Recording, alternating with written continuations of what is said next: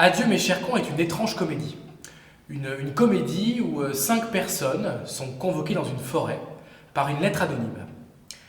Et tout l'objet du spectacle va être de savoir pourquoi et par qui ils ont été convoqués. Et ils comprennent rapidement qu'ils sont liés à une affaire, à un fait divers assez connu, qui ne sera jamais cité dans le spectacle.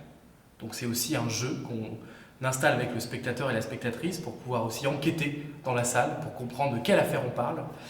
Et rapidement arrive un 6e personnage dans le spectacle, qui est le corbeau anonyme qui les a convoqués. Ce qui nous a intéressés dans la construction du spectacle, c'est le regard qu'on peut porter nous sur les faits divers et comment rapidement on se rend compte que la folie des autres, elle peut parfois nous rassurer dans notre propre folie.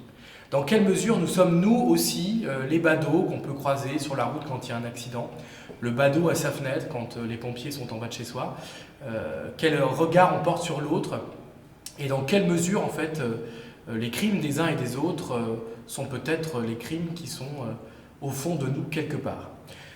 Et ce qui est terrible dans ce spectacle, c'est que tous ces personnages qui sont là pour détenir et pour avoir la vérité vont agir parce qu'ils ont peur. Peur de ne pas avoir la vérité, peur de se dévoiler et peur des autres. Et c'est vraiment un spectacle où les autres sont considérés comme des étrangers.